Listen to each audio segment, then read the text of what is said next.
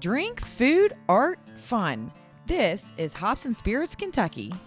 We're going on an adventure this week as we go for another drive on our Road Trip Series 2023. Our first one was up to the greater Cincinnati area with Northwood Cidery and Darren Wilson there in the Norwood area.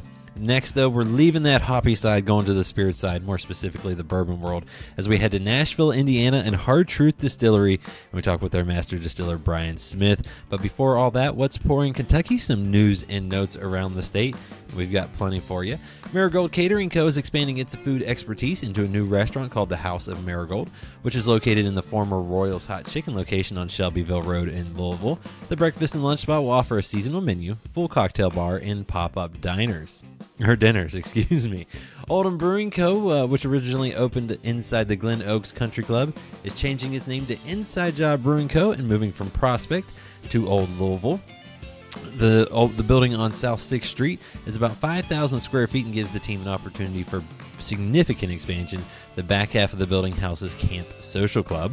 After months of anticipation, Dewey's Pizza has opened next door to Braxton Brewery's Covington taproom. The Cincinnati-based pizza chain previously announced that it would be moving into the former location of Parlor on 7th. They're at 43 West 7th Street in Covington.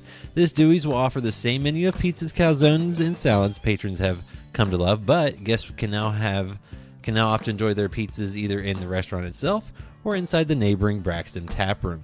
This will be the second current Northern Kentucky location for Dewey's. The other is on Dixie Highway in Crestville Hills. The Dewey's also operates 7 restaurants in Cincinnati. Sam Fore is among 5 finalists for the James Beard Best Chef Southeast Award and the only one representing Kentucky on the list. Sam also recently announced that her first brick-and-mortar restaurant in Lexington, Tuk Tuk Snack Shop, will be taking over the former Brood location at 124 Malibu Drive, just off Nicholasville Road. The hope is for the restaurant to be open by late summer or early fall. And TastingTable has named Bluegrass Tavern as one of the 15 best bourbon bars in the U.S., citing its massive collection of spirits, knowledgeable staff, and being a pilot of the country's bourbon community. Up next, as part of our Road Trip Series 2023, is our Q&A with Bryan Smith, master distiller of Hard Truth in Indiana. Enjoy.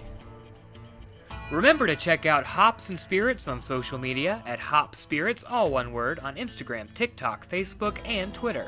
You can also find Hops and Spirits on YouTube and at hopspirits.com. Joining us here for our Q&A this week as part of our Road Trip Series 2023, he's the master distiller. He's also a partner there at Hard Truth Distillery in Nashville, Indiana. Welcome in, Bryan Smith. Hey, thank you, Jonathan. Appreciate it. Well, I appreciate you hopping on. I've been waiting to get to try some of your products, and I'm thankful I did. And we'll talk about those here in just a second. But before that, awesome. I always like to start off with what I call the Cliff Notes. A little bit about yourself, but don't give me too much because we got some questions to ask. Yeah, sure. So, I'm live in Bloomington, Indiana, so about 30 minutes away from the distillery, home at Indiana University. I still hate that we don't play basketball against one another on the college level, but maybe that'll change in the near future. But yeah, so I live in Bloomington. I was born and raised in Evansville, Indiana. My mother was an educator in Henderson, Kentucky for 35 plus years. And she's also a Kentucky Colonel. So I've got spent a lot of time down in Kentucky in my life. But now I'm in Bloomington raising my twin daughters with my wife and spending a lot of time in the distillery and on the road. Well, and you touched on that, growing up in Evansville, and I think, does your family still live down there as well? My dad does, and some of my cousins and one of my aunts, yeah. And a lot of my friends too. So, I mean, how did Evansville and going back there and just trips down there and spending time there shape you for, this role, so to speak? Sure. Well, it's oftentimes in your life, I think paths lead you, there are different paths that lead you to a destination that you didn't expect to land at, which is, that's how I would describe my journey to being to doing what I'm doing now.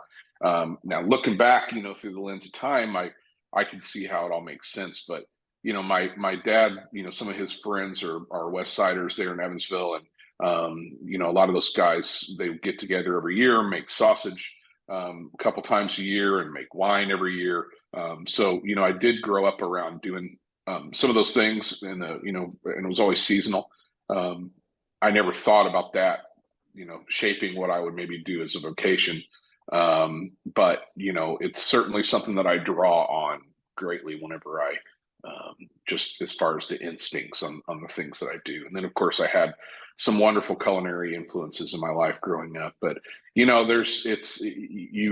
whenever I go back to Evansville, there's always those like hometown, either meals or experiences or whatever that kind of take you back to good memories of your childhood. So, I definitely have some things that I have to hit every time I get back to Evansville, and but I think down there there's a culture of there's kind of some old heritage from Dutch and German immigrants that are still kind of, they get together and make old style foods, and they don't really make too much of a fuss about it. It's just what you do, so I'd say that's probably as far as the region goes, that's the most important about that. Well, and you touched on it too. Obviously you had some culinary influences in your family and so forth, but you didn't become a chef in the literal sense that people think. You kind of took it a different route. Yeah, I my first job was at a restaurant. My aunt ran a restaurant in Evansville. It was actually a kind of a hibachi sushi bar place, which in the 80s or 90s, early 90s was, there weren't a lot of those around. Now they're everywhere. But so that was an interesting job. I worked in the dish pit.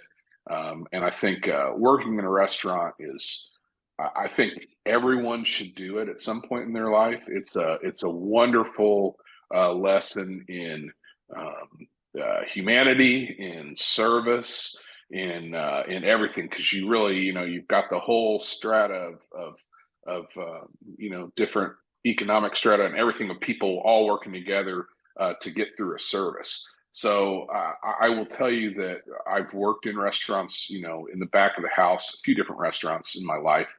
Man, I am not built for chaos. So while I greatly value those experiences, I knew pretty quickly when I watched the people who were the GMs and the proprietors of those businesses, I thought, oh man, you couldn't pay me enough to do that. There's too much chaos, too many moving parts.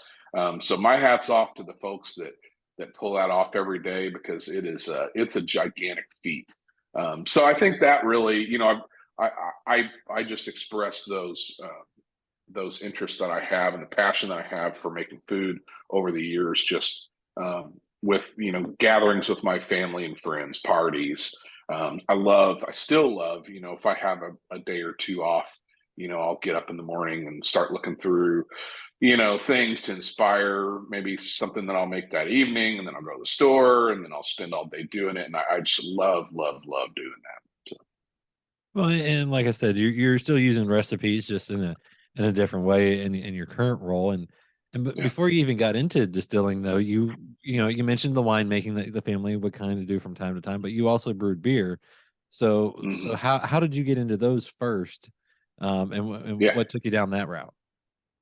So here in Bloomington, there's a little winery called Butler Winery, and they had a little homebrew / winemaking shop in Bloomington.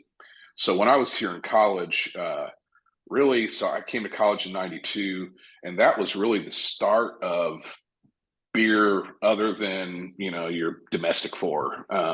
And so, I'll never forget how exotic Honey Brown was, and, those kind of things. So I immediately was fascinated by this kind of, that beer didn't have to be this huge industrial scale thing. So I discovered this little homebrew shop, went in there, started talking to the Jim Butler, who was there, and he just guided me through the whole thing. So, I knew about yeast and I knew about basic fermentation from the winemaking. So it's just, taking it a step further and seeing how you do that with grain. So of course, started with the actual canned malt first to make beer and yeast. And then, you make your first couple and they taste terrible. And then you figure out why. And and so that was really my first foray. So it was in college. You set up the little carboys down in the basement, and you go for it, and you make some beer for your friends for the weekend. And by about the second or third time, I think the first one that I made that was really good was a Hefeweizen. And because homebrew beer tends to be kind of yeasty in general because of the priming sugars you add at the end if you're bottling it. And so with Hefeweizen, you kind of want that flavor. So my first really success was a Hefeweizen. And then after that, some stouts and porters. But yeah, so it was really in college. And then toward the end of my hobby with that, I had a Cornelius keg with CO2 system and was doing it proper. So. Well, and like I said, it led you to where you are now, down the road, and that's distilling and going to Hard Truth. Now, there is basically brewing beer and distilling. There's not a ton of difference until a certain point because it's all kind of the same. So, it is. What made you go into distilling and then obviously settling in there at Hard Truth? Sure. So, again, back to the paths that lead you to where you are. If you had asked me, 7, 8 years ago, could you envision yourself doing something like this? I mean, of course, it sounds great. I mean, I'd love the idea of it, but I never really thought I would find myself with the opportunity to do it. So really, it was where, opportunity met preparation. I think, I was at the right time in my life. I had, the skills put together to do it, and I had a lot of motivation to take hold of the opportunity. So I met the partners. Hard Truth Distilling Company is a part of a family of businesses here in Indiana. There's a restaurant group, which is Big Woods Restaurant Group, and then a brewery, which is Quaffon Brewing Company. So I met the guys that own Big Woods and Quaffon through a buddy of mine who was selling beer for them. And so that piqued my interest. I was like, oh man, I've always wanted to see what it's like to go into a real brewery. So I just asked him if I could come visit one day. So he brought me over and toured me around, and I got to see all the big equipment, and it was cool. And then I got to hear some rumblings about that they had just bought some equipment for distilling, and they were thinking about getting in the distilling business. So that perked up my ears because I have a really good friend from college who was part of starting the distilling program at Huber Starlight, Jason Heiligenberg. So he's college friend of mine. And so I called him up and just kind of asked him some questions, went down and visited him, saw what they had going on at the time, this would have been in 2015. And really kind of thought, well, they're starting this program, dug around a little bit, and realized that they were, kind of forming the idea of what it was going to be. And so I just, took the opportunity and grabbed the ball and ran as fast as I could. Well, and it seems to be working out pretty well for you. And you guys have now a plethora of products and whiskeys and vodkas and different things. Mm-hmm. How involved are you in each one of those?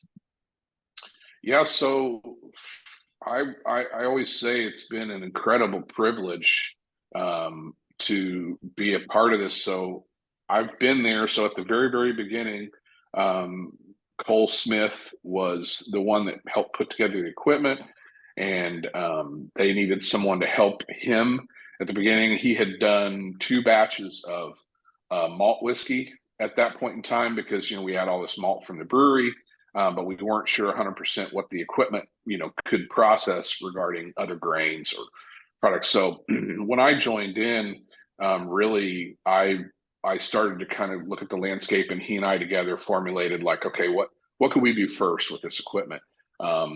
And so the initial plan was, well, we've got 5 restaurants that have full bars. So let's, then I did some research on vodkas and vodka bases, and I realized we could mash wheat in this system. We found out later we couldn't do corn, just the way that the system was set up, because it was the old beer system from Quaffon. So it was a louder ton. So you really needed to be able to push the liquid off of the grain. And corn is very, very difficult, if not impossible, to truly lauter, at least with the equipment we had. So kind of circle back to your question. Myself and Cole developed the first vodka, gin, and white rum together. And then after that point, with the cinnamon vodka and everything forward, that's been under my creative vision with the help of a lot of other people and a great team. But I have the privilege of kind of running the creative on the products. So again, I don't. It's a whole bunch of people that come in to add to what it is, and not. But I've got this book of all these spirits that I've made and wanted to make, and so they've kind of let me go nuts over the last few years.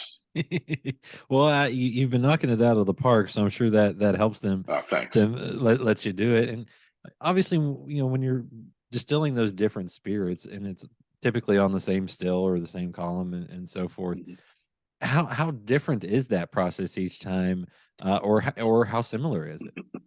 Sure. So all of our grain based products start in the same cooker and mash tun, that then go to our Vendome continuous column system. So cook, mash, and then distill on the column, through the column and the doubler.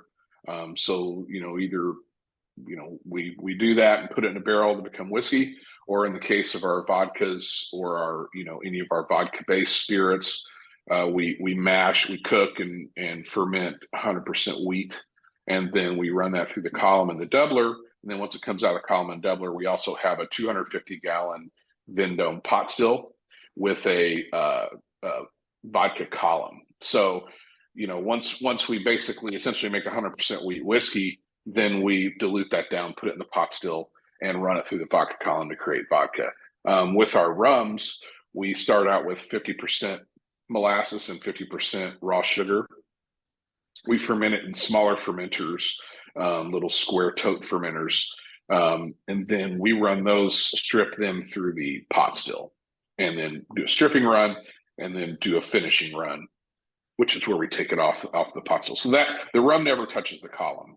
So essentially that's the main difference. And then when we make gin, we take those vodka high wines, proof them down, add our botanicals, and then run that through the pot still as well.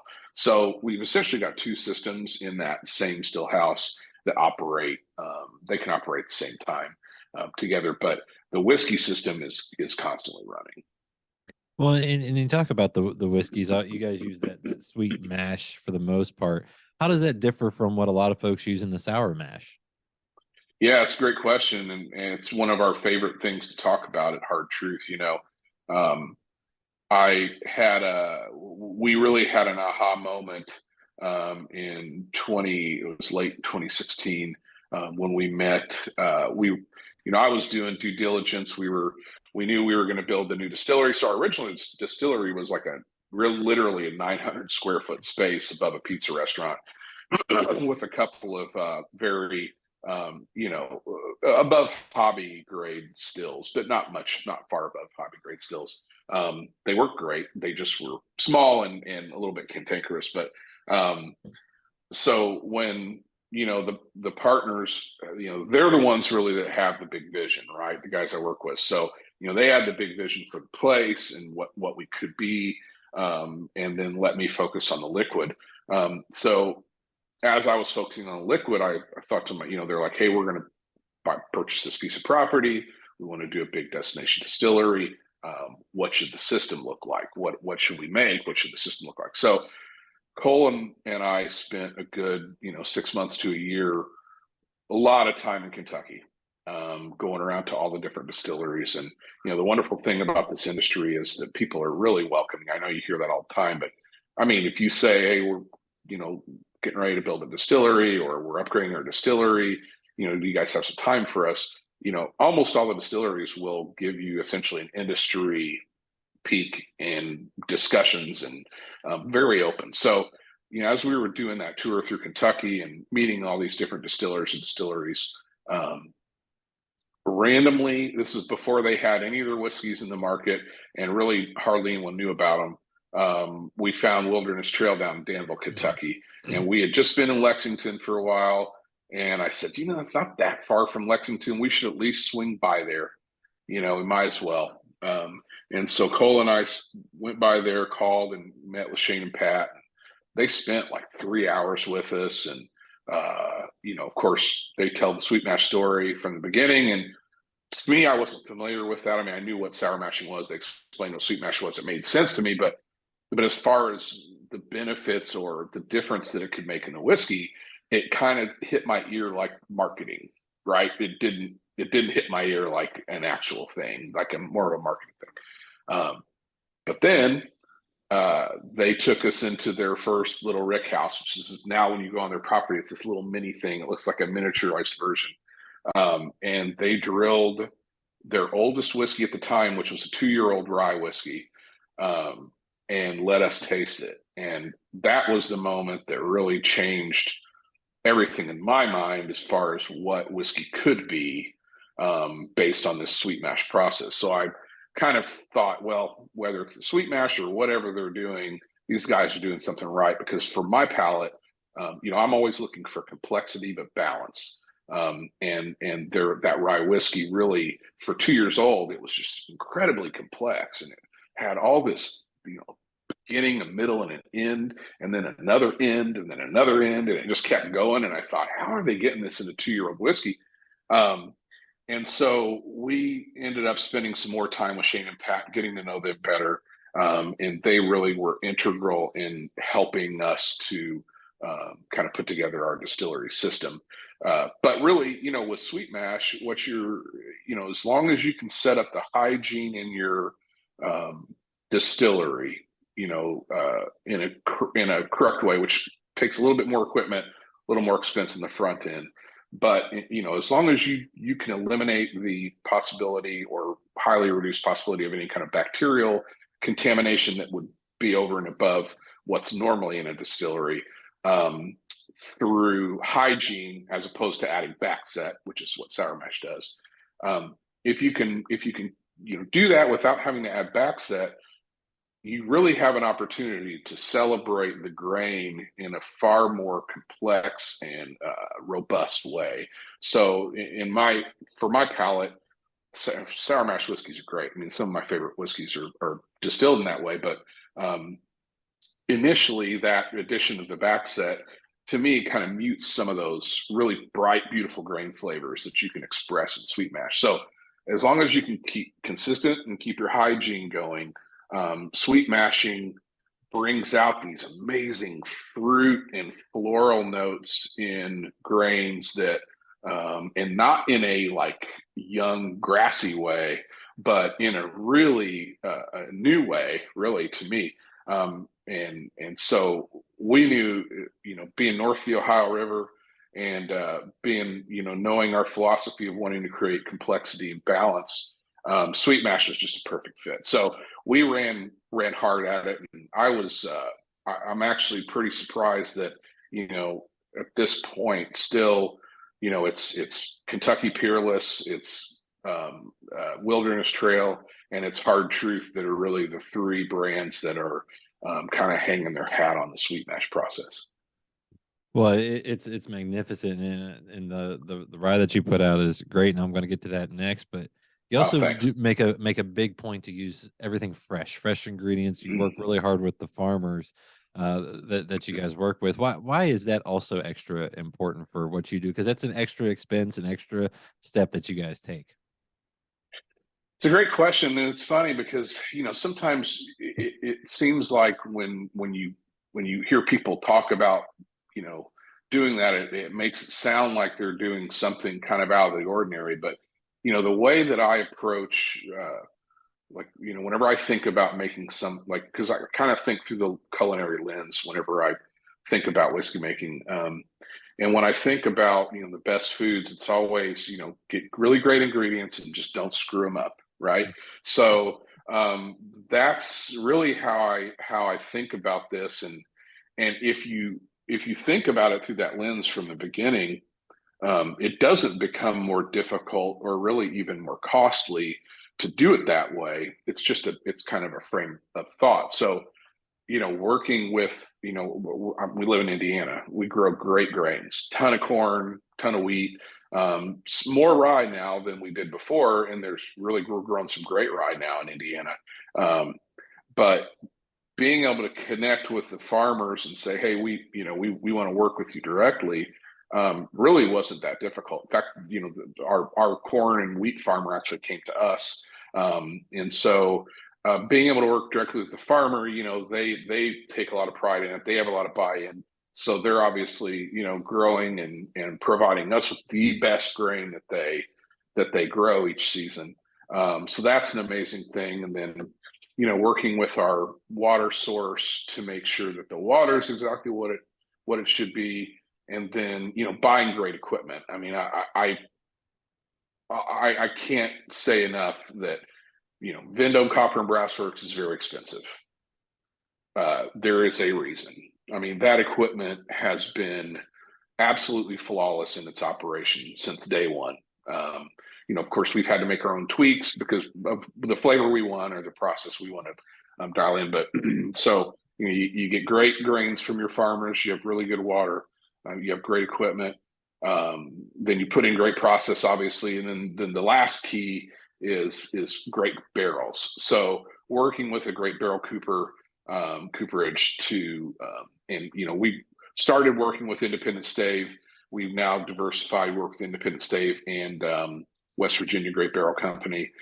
But really at the beginning, the work that Andrew Wiedebrink and Chad Spalding did with us based on our new make to develop some custom char toast barrels that really were designed around the flavor of our new make gives us a fingerprint on the industry that's unique. I mean, really no one can create our flavor profile based on working with, our farmers, our water, our equipment, our SOPs, and then our barrels, which really, I think that's really what it's all about, right? It's you want to make great whiskey, but you want whiskey that tastes like your whiskey. And if you feel confident that it tastes good to you and you've got a track record of that translating to other folks, that's where we find our success. Well, and like I said, I got to try this the other night, and awesome. It's magnificent. Even right from when you pop it open, ton of you get some great smells, ton of you're like, okay, I'm excited to give this a try. And then when you do it's wonderful. And what's because it's getting a lot of praise. I feel like it's now kind of what a lot of people are talking about. What sets it apart from others out there? Sure. Well, I think the things that we just discussed with the sweet mash and kind of our approach to making whiskey, we've just from that kind of alchemy side of things, you don't know what kind of your whiskey you're going to make until you make it, because really whiskey is a flavor of the place that it's made. It kind of sounds corny, but it's true, because when we first got started, I took my first whiskey recipes that we had not made yet and went down to Wilderness Trail and made a batch, a few batches with them, that we ultimately released as our Origin series this past year as single barrels. If you ever see any Hard Truth that says Kentucky Sweet Mash, that's what that is. And the idea was we would get an idea of kind of what our whiskey was going to taste like before we got to our column running. And then, once we got ours, started to release our first juice, we would have 40 or 50 barrels to kind of just, blend in some older liquid. Well, as it turns out, even though it was our recipe, our barrels, same yeast strain, same process, same stills, the whiskey tastes completely different. So, when you say, what lends to your flavor, why does it taste different? I think there's a lot of things that I can't put my fingers on, that I can't touch, that I kind of love that part of it, because there is some mystery there. But really good, great grains, great practice, really good barrels. One thing I've noticed about all of our whiskeys, which, so far we've released a few ryes, and then we've got bourbons that we're laying down that we've not released yet. But as I evaluate all of them, there is this kind of this through line through all of our whiskey of a real bright fruit note and a lot of sweetness. So, that rye that you just put up in front of the camera is 94% rye, 6% malted barley. It shouldn't be as sweet as it is if you think through the lens of, what rye contributes. Rye is more of a savory and spice, right? And people think of corn and malt really bringing the sweetness to whiskeys. But one thing I've noticed is that for all the things that we put together to make our whiskeys, especially with our ryes, we really get, and you can even taste it on the new make. It comes forward as like almost like mango and papaya or guava, like this really bright, sweet, tropical fruit. But then once it sits in the barrel for a while, that turns into like peach and red apple and some of those nice, more like a tree fruit. But one thing that we don't get a lot in our rye or at all thus far are those dill notes, like those fresh dill notes. And with the 94% rye, 6% malted barley, you expect, because a lot of the 95.5 from Indiana you taste has some dill characteristic to it. But ours has 0.0% of that. So kind of a long way to answer your question, but I think that, we make really determined decisions to create the highest quality liquid that we can. We try not to fiddle with, the things that we're given. We just kind of express them, hopefully in the best way that we can.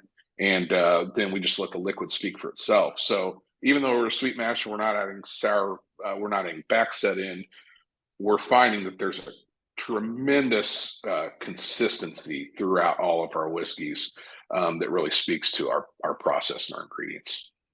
Well, and like I said, clearly a lot of praise coming your way, and rightly so. But you're one of those, in the big scheme of things, you're kind of one of the smaller guys, the craft distillers. But it seems like a lot of you in Indiana, whether it's you, Starlight, are making a lot of noise these days. Yeah, there is some great spirits being made in Indiana right now. Obviously now, I don't think, 6 or 7 years ago, maybe people didn't know as much, but now everybody knows the behemoth that is MGP and the whiskey that they've put into the world over the past years, which is really great whiskey. I mean, for such a large producer, that people have used their whiskey to launch other brands, I wouldn't expect, logically, it doesn't make sense that it would be so good, but they really make great whiskey.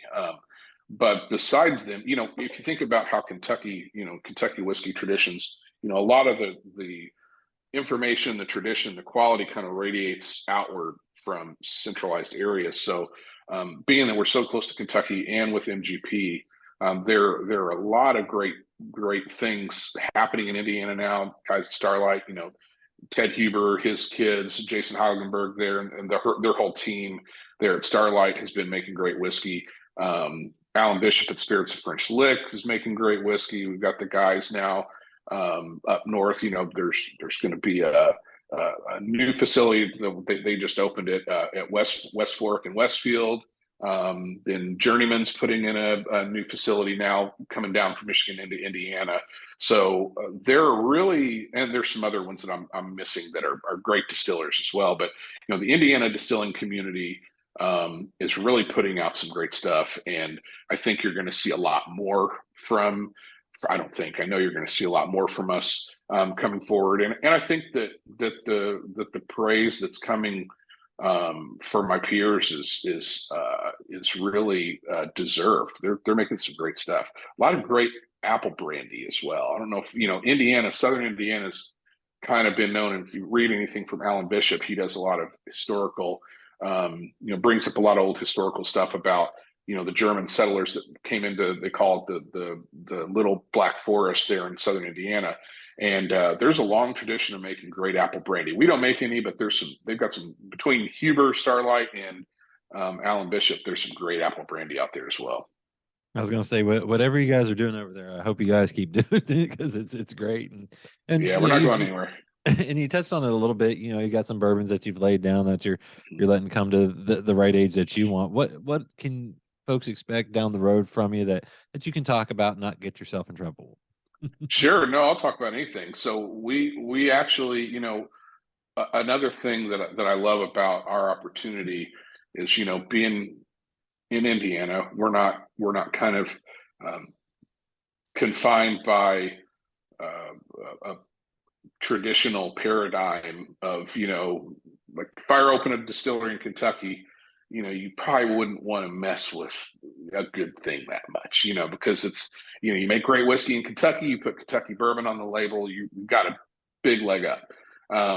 But being in Indiana, we're kind of open to exploring some different, avenues. So in that vein, we actually are producing about 5 rye mash bills and about 5 bourbon mash bills. Some of them less than others, but the idea is within our sweet mash whiskey portfolio, now we've got the sweet mash rye, but within our sweet mash rye, I've actually got 5 different mash bills.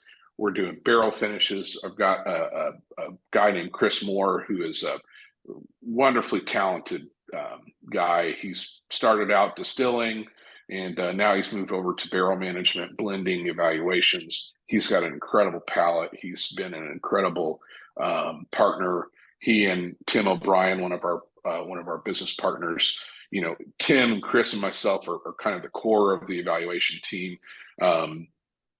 But Chris has really run with the barrel finished program. So he's been sourcing some incredible barrel finishes. It's kind of, we all have to divide and conquer. So I said, Chris, you can go for that. And he's got a good background in the wine industry. So he knows, that what Sauterne casks could bring to a rye whiskey. So within those 5 rye mash bills, we're also going to have some barrel finish stuff. We're going to mess around with some different proof points here and there.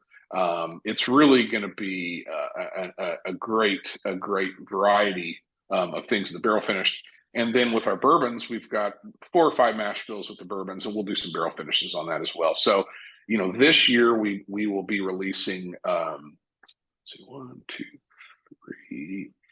3 or 4 new expressions of rye by the end of the year in our sweet mash rye family. So some exciting stuff coming down. I'm telling you, the most recent thing we just put together is probably one of the more exciting things that I've tried. So look for some news on that coming out pretty soon. And then we just opened up to single barrels. So you're going to start seeing a bunch of single barrels of that sweet mash rye out in the world as well. My guess is we'll have a bourbon out by beginning part of next year. The bourbon is tasting amazing. It's really, a lot of it's getting into that 3 to 4 year range now. And it's tasting great, but we set a pretty high bar with the sweet mash rye. So I got to make sure that when we release a bourbon, it matches it. So, bourbon, typically corn needs a little bit longer in a barrel, for my palate. So there'll be some sweet mash bourbon from Hard Truth coming out in the very near future. Well, there's some exciting stuff, some good teases there, I will say. Yeah. And this is part of the road trip series. You guys are over there in Indiana. Sure. You got a beautiful campus. So what can folks expect when they come there and maybe take a visit?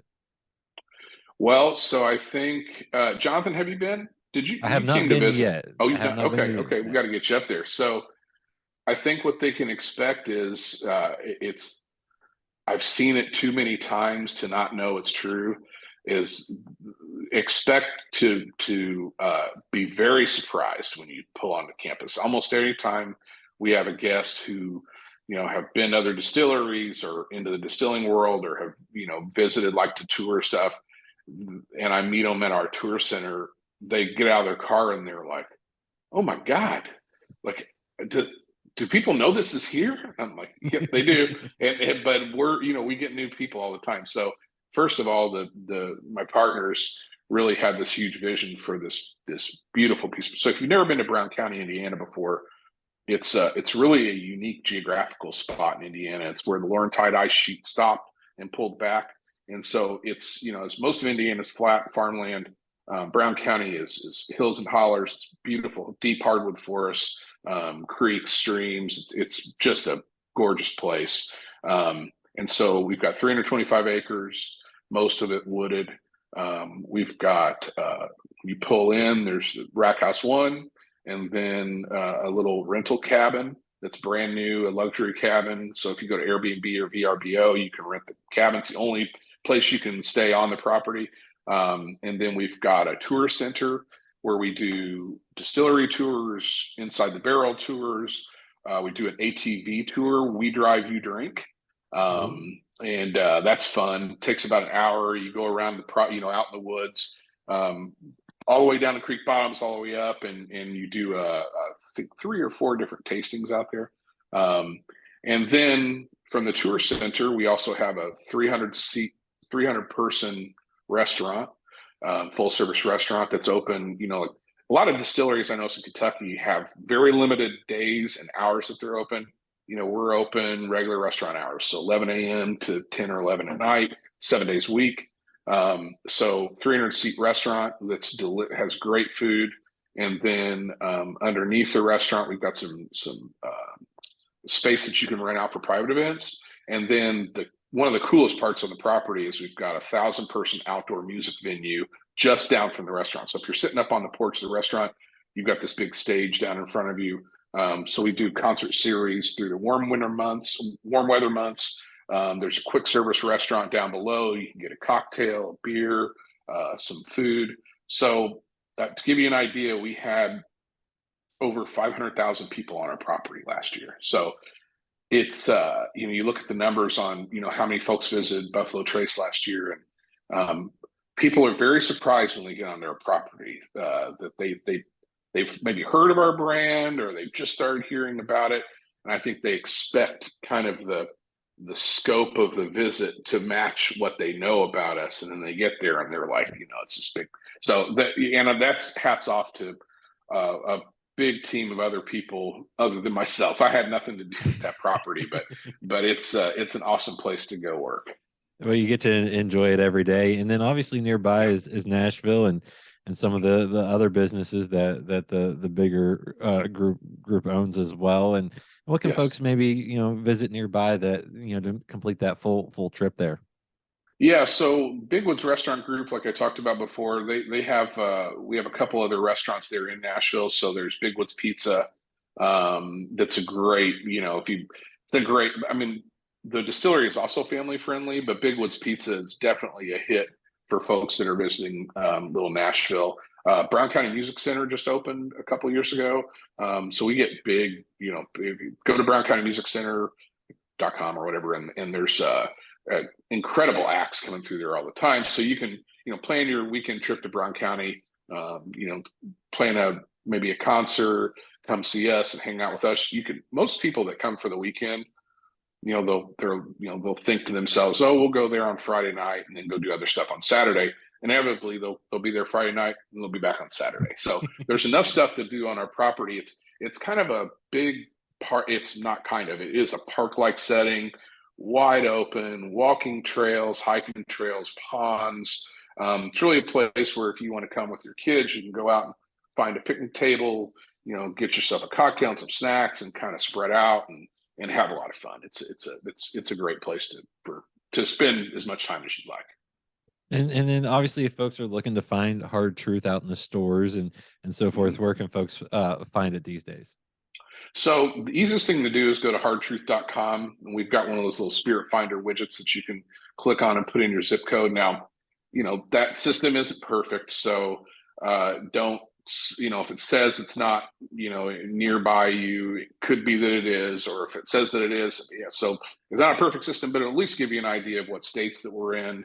And then, if you don't see us at your local retailer, just ask for us. That's really the easiest way to find Hard Truth in places where we're just starting to get placements. Is if you have a liquor store or a bar or restaurant that you go to regularly, ask the people who are responsible for ordering the spirits about us, and a lot of times they'll bring in a bottle or two.